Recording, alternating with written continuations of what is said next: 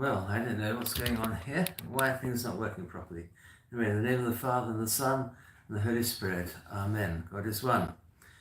Well, it happened also on Sunday that I was busy doing...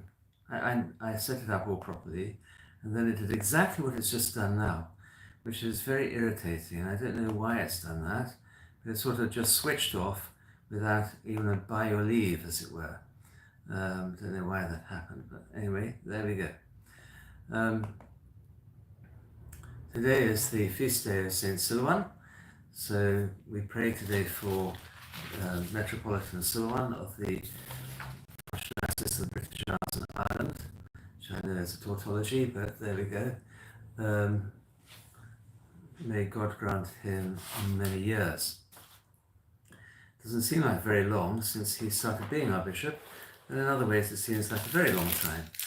I wonder how it feels to him. Poor chap, being uprooted from his background, culture, family and everything else, to come to these cold and dreary islands. There we are. Now then, today we're going to be looking up after a long break. It wasn't meant to be that long. I went away for a few days, literally a few days, to the Lake District, which was absolutely super. I really enjoyed the time when I was not ill and had a quick look at Keswick, which was lovely. A really lovely meal with my brother-in-law and sister and my niece and her two boys, young men, not boys at all, which was great, really, really great. And then I became ill and spent the rest of the time feeling really quite sick. I came back from there, and I was meant to be on holiday all of that week as well, and then last week indeed I meant to be on holiday again now. And I understand holidays are clearly bad for me, so I've given up on going on holiday. First holiday for years, many, many years, since in fact when our bishop became our bishop. And even that was cut short because he wanted to see me about something that I can't remember now what.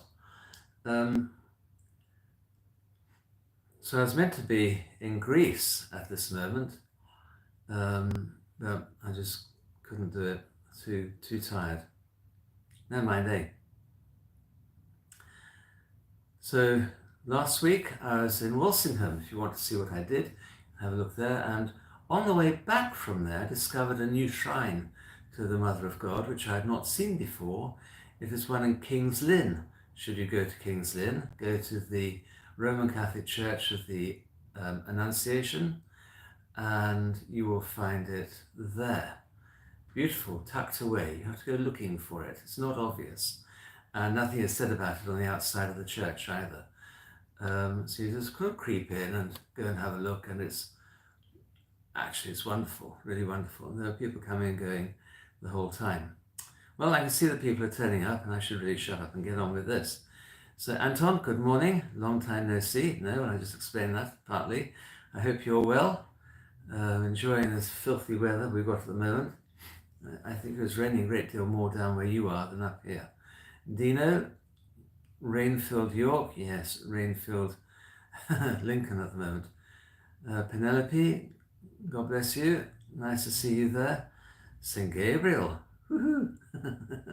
St. Gabriel is not St. Gabriel at all, it's really Rob, who lives in Wales. Good morning. And Gary, Dewey, Simeon, good morning. Missed you, huzzah. Yes, back, hopefully. We'll carry on like this as normal until, well, after Christmas, I hope. Joel Miller, Urena, greetings from the American Orthodox Church. Ooh, isn't that interesting? That's good. It must be pretty early in the morning for you, Joel.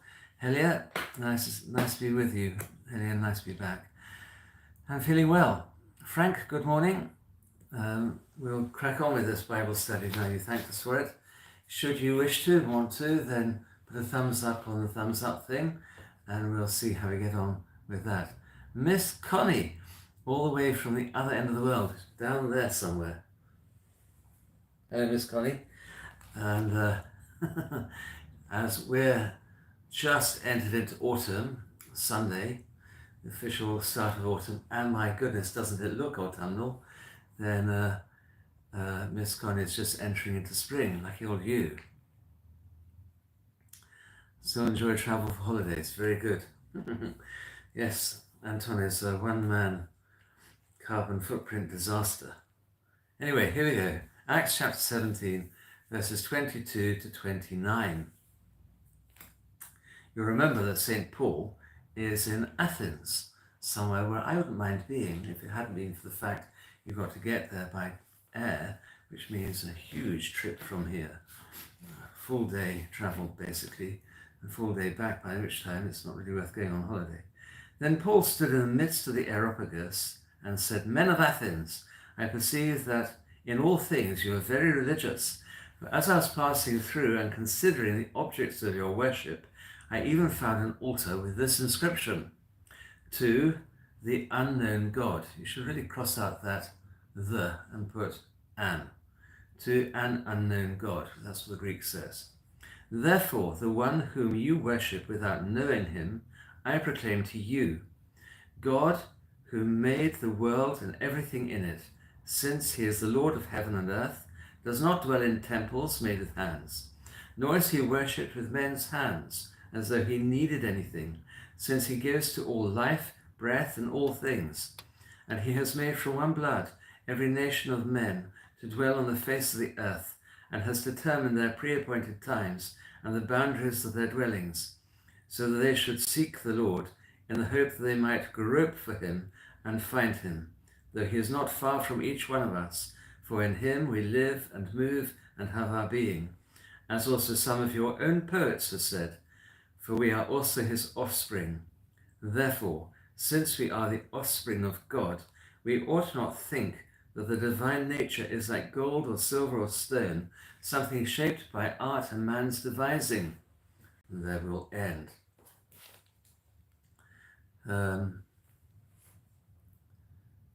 Simon, good morning. God bless you. Joel, you go to a Greek Orthodox church. Very good. Right then, I even have, look, I printed this out. It's the poem that St. Paul is alluding to. So we'll read that in a little bit. So verse 22. "Then Paul stood in the midst of the Areopagus and said, 'Men of Athens, I perceive that in all things you are very religious.'" So the Areopagus, also sometimes translated as Mars Hill. If you go to Athens and you decide you're going to go from the Agora, the old Agora, the archaeological site now, to the Parthenon on the Acropolis, then you go past the Areopagus. It is a whopping great stone, about the size of this building, in fact. Ares, Pagos, stone or rock. Ares is the god of war. The god of war for the Romans is Mars. They're the same god. They don't exist, of course, but there they are, the same god. And so sometimes it's, as the Greeks had, Areopagus, and sometimes you'll see it Latinized into Mars Hill, but effectively it's the same place. Okay, god of war. And interestingly, of course, St. Paul has come to bring a sort of war on the gods and peace to man. So what does he do? He doesn't start off by criticizing everything they stand for, anything else. He begins by complimenting them. It's a very good way to start off. He says, "I perceive that in all things you are very religious." Actually, it's possible that it's slightly backhanded compliment, because this word that he uses for very religious can also be used to mean superstitious. You say, "I saw that you lot, you're a superstitious bunch," but he doesn't say that. He says, "I saw that you were very religious." We can, he's trying to get them on his side.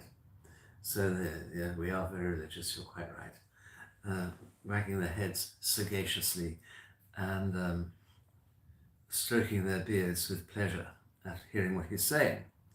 How does he know they're all of them very religious?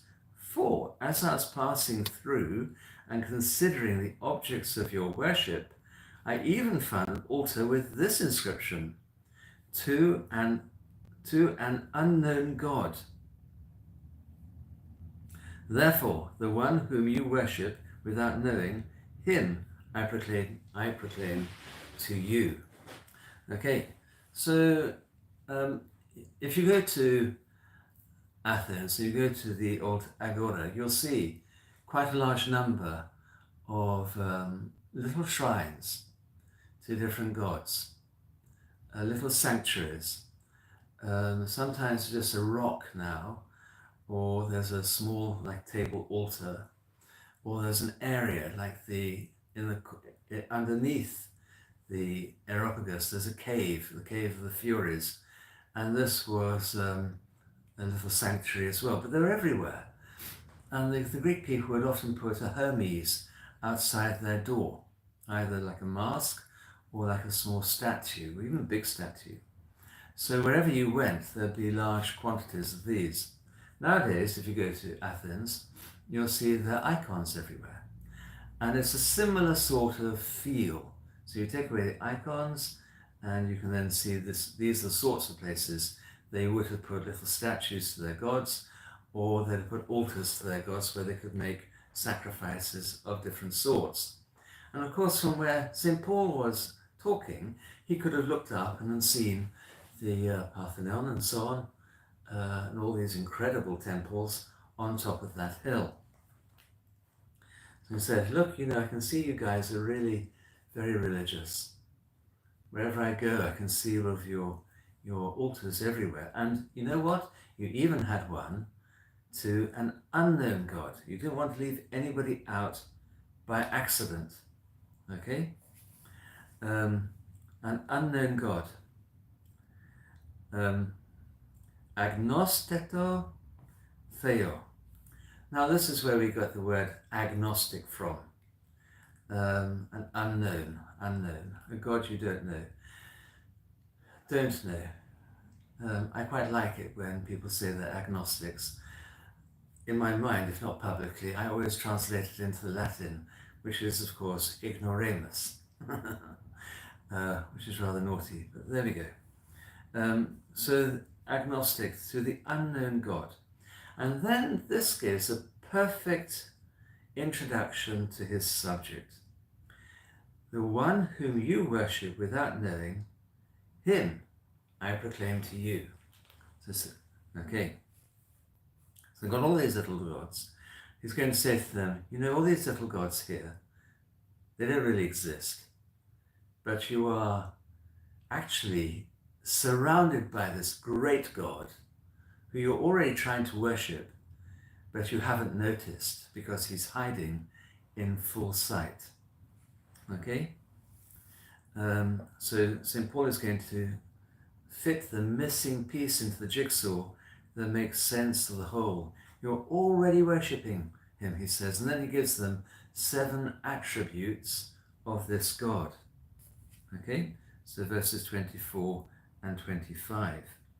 God who made the world and everything in it, since he is the Lord of heaven and earth, does not dwell in temples made with hands, nor is he worshipped with men's hands as though he needed anything, since he gives to all life, breath, and all things. So this God made the world, he made all that's in it, he made heaven or the sky, and the earth.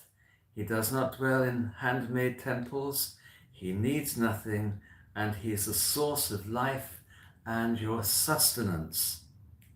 In other words, he is much more than any of your idols promise for you. He is the absolute background and bedrock and air and water and everything else to your life. This is the understanding of it. See how the people have turned up? John and Ashley and Michael. Good morning, God bless you. Well, good evening to John, of course. Yes. So, hiding himself in full sight there, around all of you, not like one of your idols. And then St. Paul continues to go on. You know, that it's difficult to imagine trying to say more about God than that. You know, everything that you need and everything you are has been provided by this God that you're trying to worship and you don't know him. And he has made from one blood every nation of men to dwell on the face of the earth, and has determined their pre-appointed times and the boundaries of their dwellings. So the word blood there is not in the oldest manuscripts. It's been added in later on. And it's just really a scribal addition to make it clear what St. Paul means. You know, we talk about bloodlines and so on, being passed down through generations. So mine is a whole series of various, we seem to have went away a bit, not for long, talking about bloodlines. So one blood. So he's just added this word in to make it clear. But what he's saying is he's made of one people, all who live on earth. There are not lots of different types of people, there's just one. It's human beings that talk about races of different types of people and get upset about and interested in what sort of background they have. As far as God is concerned, we're all of us just his children. Whatever color or background or anything else we're from, okay? From wherever, however, we're one group of people. So made from one, every nation of men to dwell on all the face of the earth, and has determined their pre-appointed times and the boundaries of their dwellings. So God is in absolute charge of the quality, social quality we might say, and the quantity, how well you're doing in life, of both the nations and the peoples that he has made. Okay? All of that is in God's hands. Now, the Greeks would have found this quite surprising because they would have said, okay, we're superior to you. And actually, even the Jewish people would have found that quite surprising. And for Paul, this is quite a big step forward.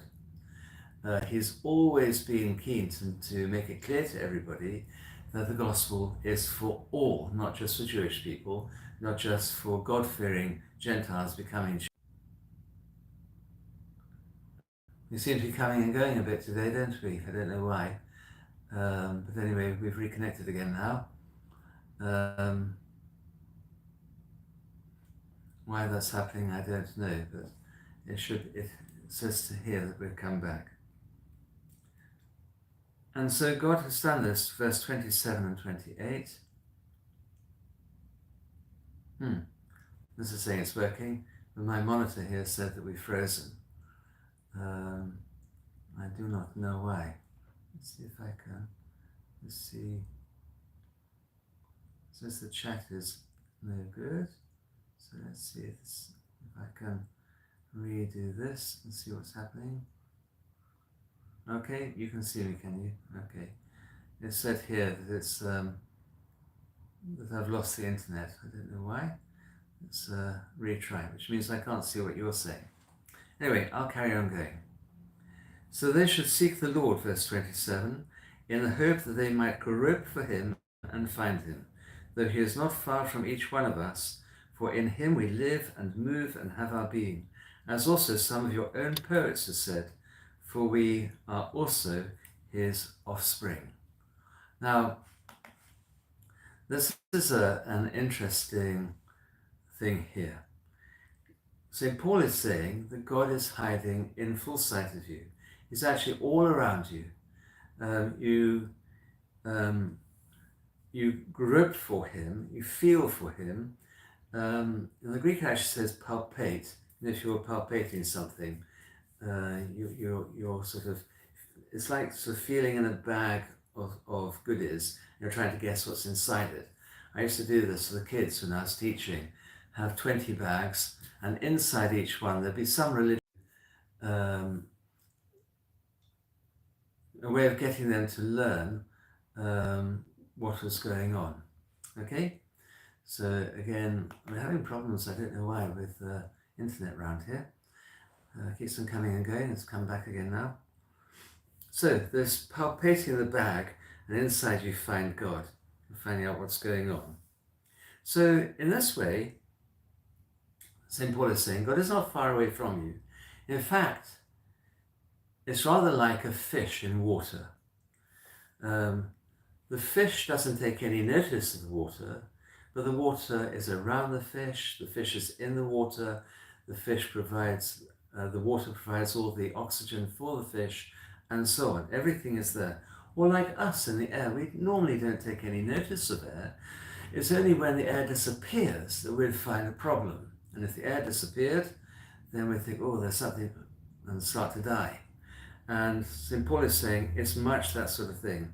Just as the fish does not really grasp the importance of the water, so it is with us. Okay? This is what God is like. He's like the water to the fish, or like air to us.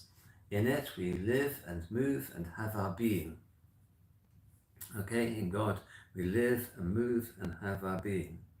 So, and again, St. Paul then smooths the ruffled fur of his Greek listeners by quoting one of their poets.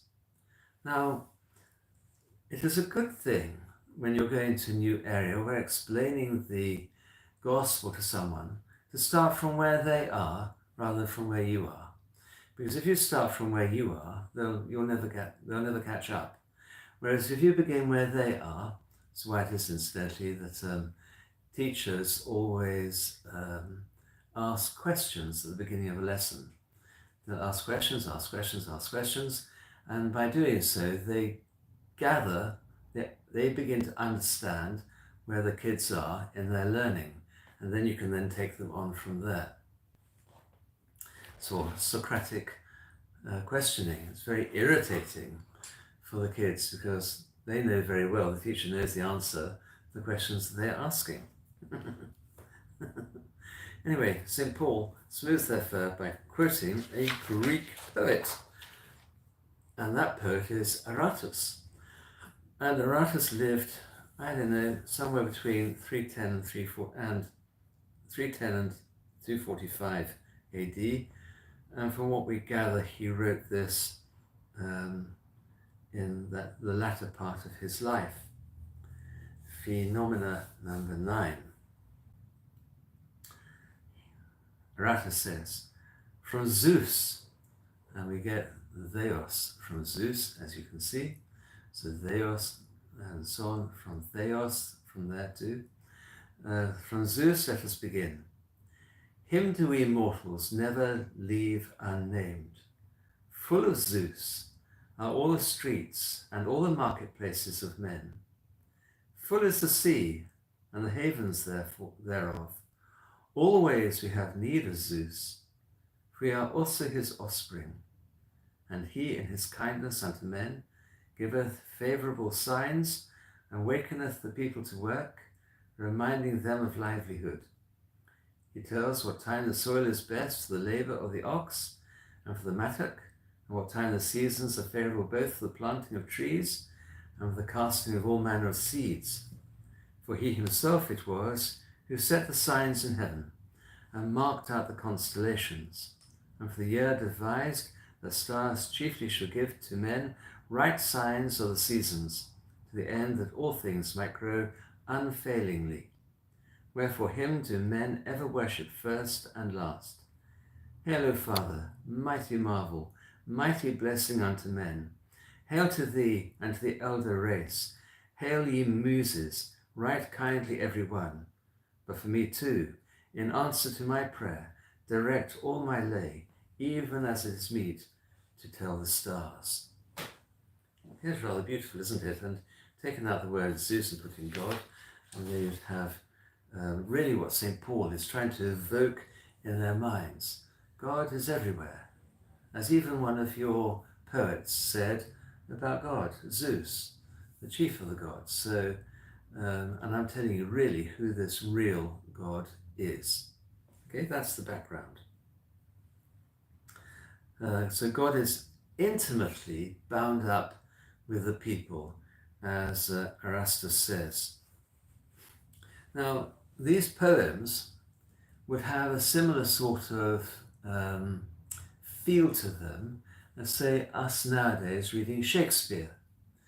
And you might quote from Shakespeare, and then a whole series of things then fall into your mind, don't they? So, you say about a rose by any other name, look, everything of that play comes into your mind. You think, oh gosh, what's in a name? And in the end, actually, what was in the name was pretty important. Or if music be the food of love, play on. And then you cannot help but think of yellow gaiters and things, can you? All of that sort of thing, all of it coming into one's mind. And so would have been with St. Paul's highly educated, classically educated Greek listeners, his philosophers, who are there to chat about all sorts of new stuff. Then Paul sticks in the knife.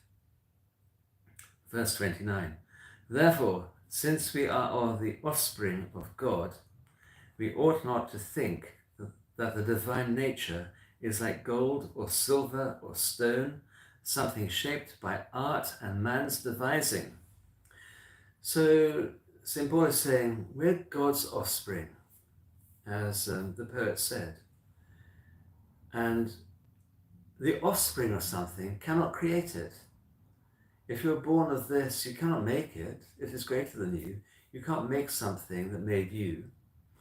That doesn't make sense.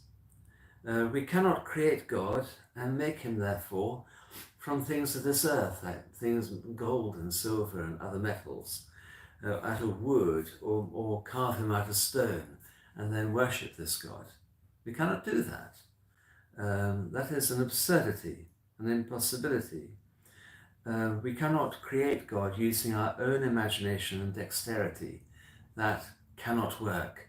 God has to be, as the Jews so amazingly proclaimed, that empty space inside the temple. That is where you find God, where you appear to find nothing, but actually God is everywhere. He's not held or contained or circumscribed by anything at all, for God is God.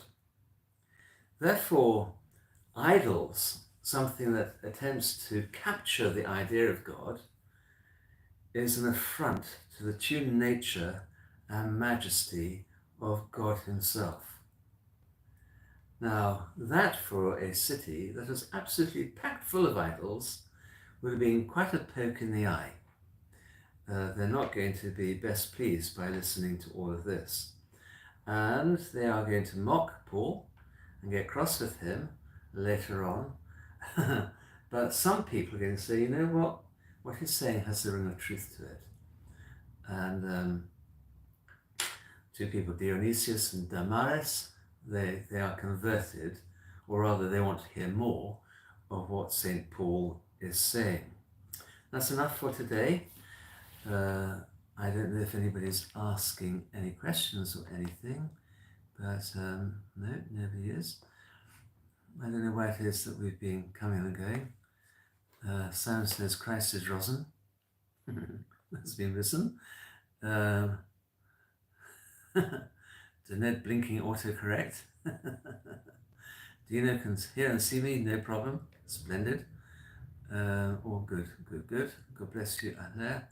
Good morning, Nicoletta. Well, seeing Nicoletta there, we're praying for Nicoletta. You at the moment, Nicoletta, God bless you and keep you. And I know that other people are praying for you as well. That's why somebody sent you an icon, which is a very wonderful thing. I told you who that was.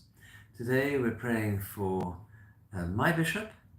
He's not necessarily your bishop, he's other people's bishops, as well as mine. Saina Silouan of Great Britain and Ireland. And we're also praying for Sayyidina Silwan of Mount Lebanon, whose name date is today. Today in my chapel, I had a beautiful little service to Saint Silwan, and we were able to have a good stare at the icon of Saint Silwan as well. One I have, somebody gave to me, called Nicoletta, has Saint Silwan and Saint Sophrony on it as well. Okay, pray also for Lebanon. You can see that Gina is not there. I think Gina might have made it off to Cyprus for a bit, and that is a wonderful thing. I hope so. I hope she's safe. I see Jean comes from Lebanon, and 500 people have been killed there in the last couple of days, and all sorts of other atrocities. We pray they're not going to be visited upon them. Keep in our prayers also Daniel. Daniel is a teenager who should have been, in inverted commas, dead over a year ago and is still alive. And pray for Nicholas, who is very sick. Probably we ought to pray that the Lord relieves him from his pain.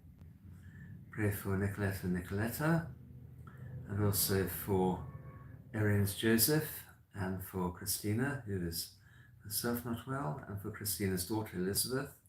Pray for Judy, who watches this as well. God bless you and keep you, Judy. For Dino's son, Simon. Nice to see you there, Simon, Dino. God bless you and keep you in our prayers. And for Lael, who's a friend of Jean, and also for Kelly, who's ill. Pray too today for Father Dennis from Doncaster, whose anniversary falls, I think, today. It might be tomorrow. So, the 24th, 25th. So please keep him in your prayers as well. Okay, and God bless all of you. It's nice to see you there. I see there are 14 of you there at the moment. There have been up to 30, so that's very good. If you like this, if you would be so kind as put a thumbs up. If you really liked it, you might share it somewhere else and see what happens there. Okay? Your prayers. God bless you and keep you. God willing, tomorrow we shall carry on. Okay, goodbye. Your prayers. Bye-bye.